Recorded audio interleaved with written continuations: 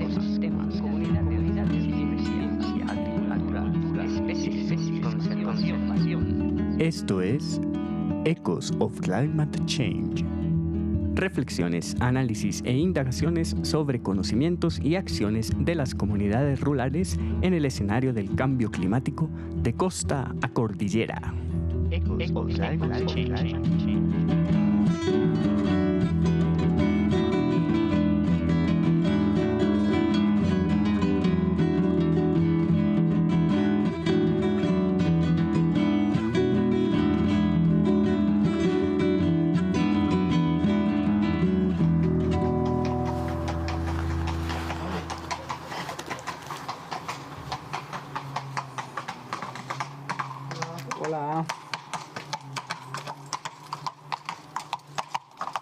Hola, saludos especiales. Bienvenidas y bienvenidos a este nuevo episodio de Echoes of Climate Change.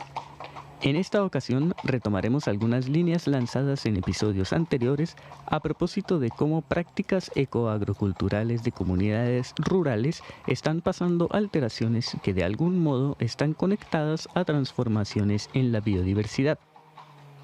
Ello lo haremos mientras nos aproximamos al trabajo de la doctora Jimena Quiñones y el doctor Diego Muñoz, con el que participan como investigadores principales del proyecto Anillos ANID AT 230028.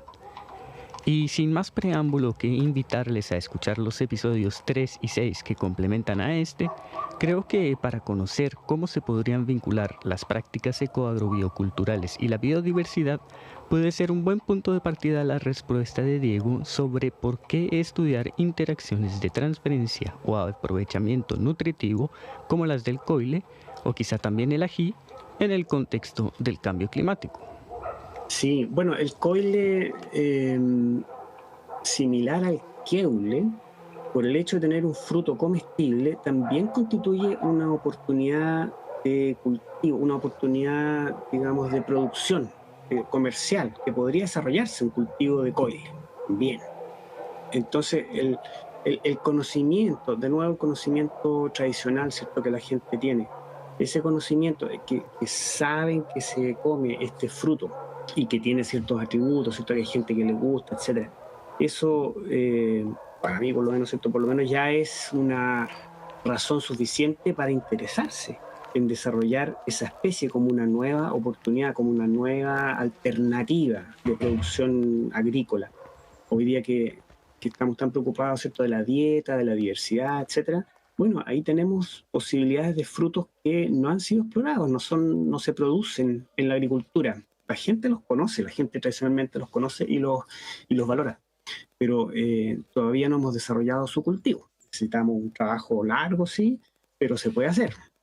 Entonces, ese conocimiento que la gente tiene tradicional es importante para valorar esos recursos potenciales que no han sido desarrollados, pero que son potenciales.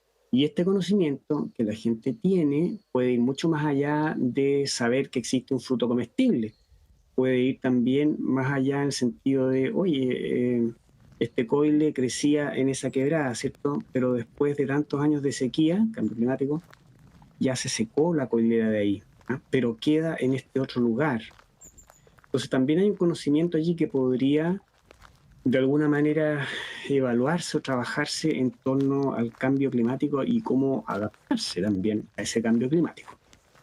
Y quizá en ese mismo sentido, sobre la conexión entre cambio climático y alimentación, podría ser válida también la pregunta por cómo impacta, conecta o aporta entonces la agricultura a la crisis ecoclimática. Sí, la agricultura, yo te diría que la agricultura propiamente tal, en lo que ha contribuido es a la contaminación más que nada, ¿ok? Porque los pesticidas, los fertilizantes que percolan en el suelo, contaminan las aguas subterráneas, bueno, los pesticidas, ¿para qué decir?, que se aplican, o sea, todo eso contribuyó a la contaminación. Yo te diría que ese sería como el aporte más importante de aporte al cambio climático. Y claramente la mayor intensificación de los sistemas. Lo que pasa es que en la agricultura campesina en general los sistemas no son tan intensivos, y si son intensivos son en pequeñas superficies, por ejemplo en invernadero, son sistemas muy intensivos, pero son pequeñas superficies porque se explotan a escala más familiar, ¿ya?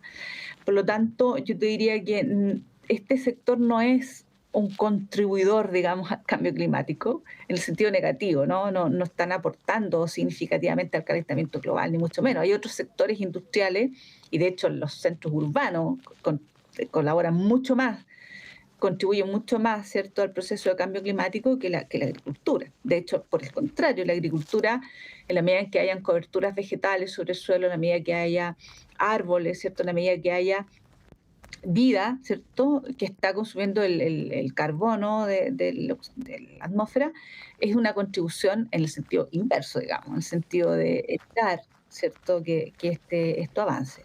Sin embargo, en la medida en que se van intensificando los sistemas de producción agrícola, el uso de insumos y pesticidas, claramente estamos sumando, digamos, la agricultura se suma al daño al medio ambiente.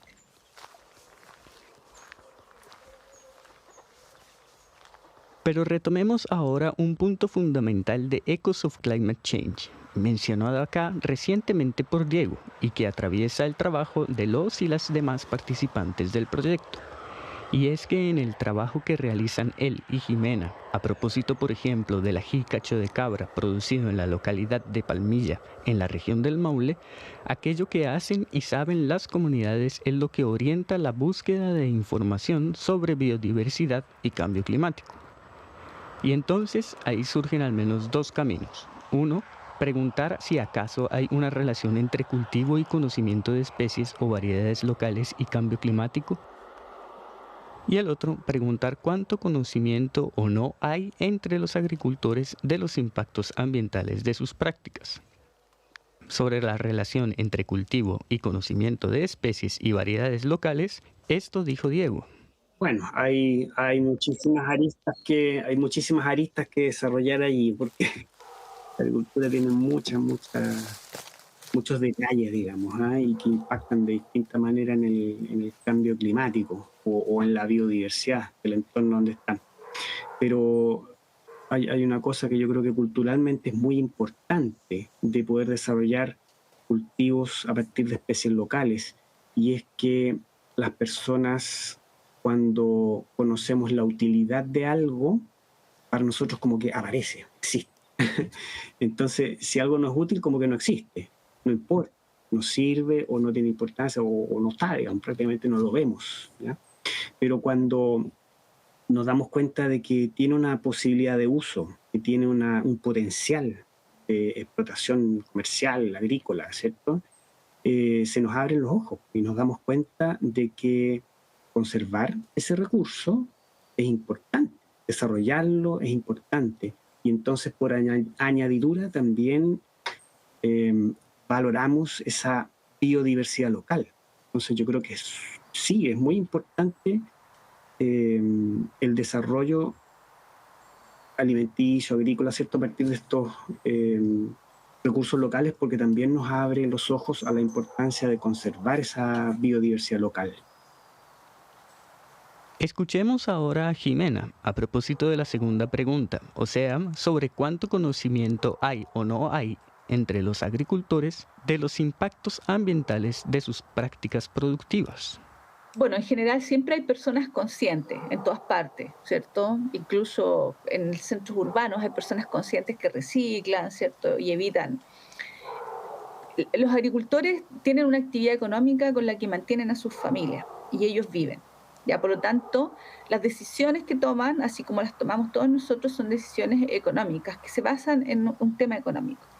En la medida en que tomar prácticas menos dañinas para el medio ambiente no les genere, ¿cierto?, un impacto negativo en sus márgenes, lo van a hacer, ¿ok? Siempre que sepan cómo hacerlo.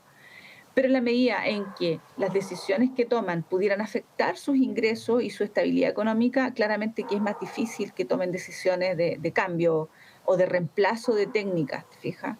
Por eso, las comunidades con las que nosotros estamos trabajando son sectores que tienen una agricultura como más de transición, no son tan intensivos en uso de pesticidas. De hecho, te voy a poner un ejemplo gráfico. En el caso del secano, ¿cierto?, de Cauquenes, las viñas de secano tienen menos huella de carbono que las viñas de riego.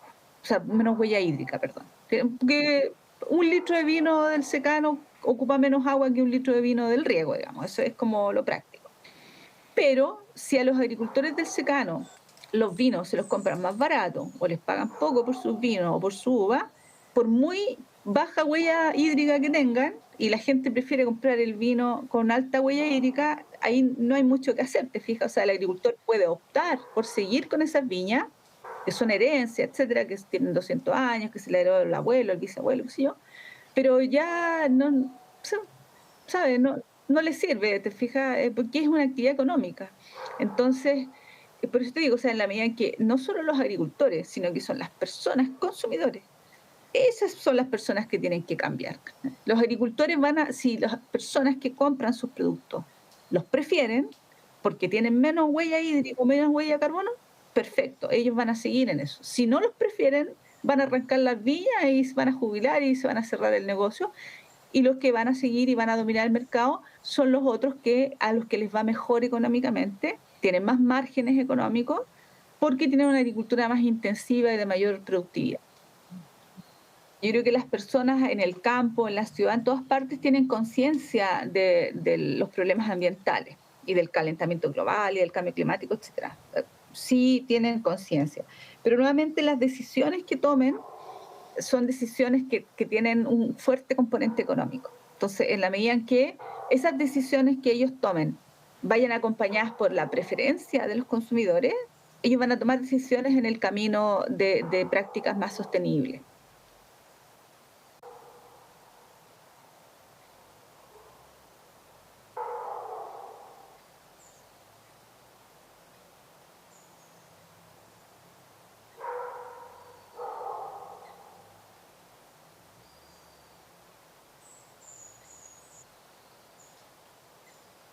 Esta segunda parte del episodio la dedicaremos a conocer posibles hallazgos o inferencias obtenidas con las actividades de investigación dentro del proyecto ANID AT 230028 que puedan adelantarnos Diego y Jimena. ¿Qué cosas ven entonces ustedes como posibles conexiones entre transformaciones de las prácticas agrícolas y cambios en biodiversidad y clima? Mira, lo que yo he visto, lo que hemos conversado ahí en el ají de palmilla, no tengo muy claro aún si es que hay algunos cambios que uno pudiera atribuir al cambio climático, salvo tal vez el problema con el recurso agua, que es algo que todo el agro está bien, digamos, tocado por ese punto, porque llevamos ya creo que 10 años de una mega sequía en Chile, ¿cierto? Recién el año pasado llovió un poquito, no sé si se alcanzó el normal, y este año llovió otro poco más, muy concentrado con toda la inundación de lo que ha pasado, pero en el fondo el agua sigue siendo un problema para la agricultura y probablemente lo va a seguir siendo. Entonces, claro, eso también impacta a la producción del ají. Ahora también hay otros problemas que están en el contexto agrícola que son súper fuertes y a veces producen cambios, me da la impresión a mí, casi más rápidos que el cambio climático, ¿no? Por ejemplo, cambios en el uso del suelo o en el contexto comercial de la agricultura, ¿no? Por ejemplo, podría decir yo, las parcelaciones, ¿no? Son una cosa que es bien importante, que tal vez ha impactado más a los suelos agrícolas, forestales que a los suelos agrícolas, pero de todas maneras hay una pérdida o un cambio de uso de suelo, ¿cierto? Que era agrícola, que tenía cultivos y que hoy día en la práctica se está destinando a habitación. Es una cosa, pero también hay en la agricultura, ¿cierto? Sobre todo en nuestra economía que es más bien abierta en relación al mundo, la producción también se ve muy impactada por los precios de distintos productos y las utilidades que los productos, los cultivos, ¿cierto?, que la gente produce tienen. Entonces, por ejemplo, el cerezo, que hoy día es un frutal que produce, ¿cierto?, bastantes ganancias, ha ido desplazando a otras especies o a otros cultivos. Y claro, estos cultivos como el ají, que no generan ganancias económicas tan importantes y que requieren bastante trabajo, dejan de ser atractivos para algunos agricultores y se van perdiendo, ¿cierto? Entonces, hay también la importancia de este trabajo que está haciendo la profesora Jimena, porque se le da un valor agregado en el sentido de que no es solamente la producción de un insumo alimenticio, ¿cierto? Sino que hay toda una cultura, una actividad, ¿cierto? Cultural, histórica, familiar, que está ligada a la producción de ese ají. Y eso, en algunos casos, también los clientes lo valoran, ¿cierto? Así como en Chile la gente valora el ají cacho de cabra y no quiere otro ají. Bueno, ese cacho de cabra, aunque a lo mejor no se llame exactamente así, pero es un ají local, es un ají chileno. Y ese ají se produce de esa manera, no de otra. Que si tú lograras producir ají con máquinas, ¿cierto? Todo mecanizado, no sé, con tecnología, etcétera, el producto no sería lo mismo y seguramente al cliente no le gustaría tanto. Entonces el ají que hoy día se consume es producido con esas prácticas, ¿eh? Y conocerlas y valorarlas yo creo que también le agrega valor, es importante para ese cultivo. Pero sigue siendo un cultivo difícil para el agricultor porque ellos mismos comentaban, es un cultivo largo. En la agricultura en general, para que sea más económico, más rendidor, tiene que ser rápido, ¿cierto? Entonces, eso es lo que se busca, lo que busca el agricultor en términos productivos, por toda razón. Pero el ají es un cultivo largo porque ellos recién ponen los almácigos en agosto, septiembre, plantan, ¿cierto? Noviembre, diciembre, la planta crece y empieza a producir sus frutitos para cosecharlos mucho más tarde, marzo, abril. Y dependiendo de las heladas, ¿cierto? El cultivo ya termina cuando empiezan las heladas más fuertes. Entonces son muchos meses para un cultivo que involucra trabajo duro, porque el campo, el trabajo es bastante duro físicamente, ¿cierto? Preparar el suelo, plantar, ellos plantan a mano, hay que agacharse, ¿cierto? Enterrar con las patas en el barro, enterrar la planta, nosotros lo vimos eso con la profesora, ¿cierto? Damos fotos de esas labores. Y la gente lo hace. Por supuesto que sí, desmalezar, ¿cierto? Y después las cosechas, que también es trabajo, ¿cierto? Ir ahí, sacar los frutos, juntarlos, los sacos, etcétera. Todo eso es bastante trabajo y tiempo de cuidar. Entonces, es un cultivo que a lo mejor es menos atractivo para agricultores, sobre todo un agricultor de un poco mayor escala, comparado con un frutal como el cerezo. Entonces, ese contexto económico de producción agrícola también creo que es una amenaza o un cambio importante para este tipo de cultivo. Y en el caso del patrimonio agrocultural. Sí, mira, por ejemplo, a nivel mundial, la FAO ha impulsado todo un trabajo de identificación de lugares donde los agricultores tienen manejos sostenibles del medio ambiente.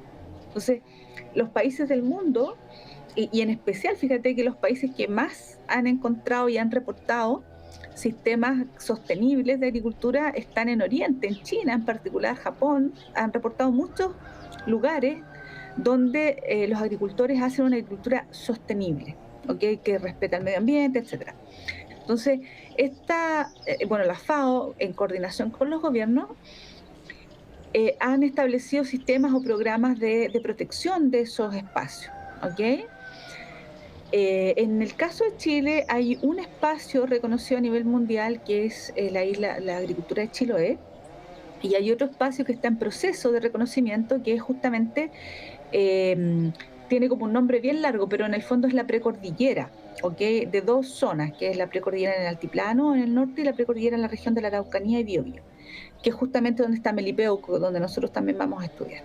Entonces ahí la FAO pone a disposición equipos de investigación y un apoyo de intercambio, de seminarios, etcétera, justamente para mostrarle a la gente, a la comunidad en general, que ahí hay un patrimonio, que esa agricultura vale la pena conservarla, que hay que conservar esa agricultura, ¿ok? Porque es un patrimonio. Pero esas son medidas que son recomendaciones, ¿ok? No hay una norma que prohíba, por ejemplo, te fijas, cambiar el uso del suelo ahí. O sea, si en algún momento un agricultor que hace una agricultura sostenible decide echar todo abajo y poner pino, nadie se lo puede prohibir, ¿te fijas? porque es libre. O sea, es un patrimonio que es valioso, etcétera, pero del punto de vista de la protección solamente se sostiene sobre la base de que el agricultor siga viviendo de esa agricultura. Por eso es tan importante, para que esta idea de que es patrimonio tenga sentido, valga la pena y signifique algo positivo para los agricultores, es que los consumidores, la gente de las ciudades, en los pueblos, también lo valore, y lo valore no solo en las palabras, sino que lo valore comprando esos productos a un precio justo, como corresponde. Aquí lo que sirve son las decisiones de los consumidores. O sea, si usted va al supermercado y prefiere un producto que lo produce una viña que tiene miles de hectáreas, que riega por goteo, ¿cierto?, que saca agua de napas subterráneas, que le echa agroquímicos, que le pone pesticidas ahí, que tiene mata maleza, en vez de un producto del comercio justo, que a lo mejor es más caro, no siempre es más caro en todo caso, pero que un producto del comercio justo, que usted lo admire, no tiene sentido. Te fijas, aquí la decisión es la decisión del consumo consciente. O sea, tenemos que ir avanzando hacia... Los agricultores van a hacer todo los agricultores ya son conscientes, no necesitamos concientizar, ¿ya? Ellos saben lo que es bueno y lo que es malo para el ambiente, pero también saben lo que es económicamente es positivo y es negativo para ellos. Por lo tanto, aquí el mensaje y los resultados de lo que nosotros hagamos tenemos que meterlo, digamos, en la cabeza de quienes toman decisiones de compra.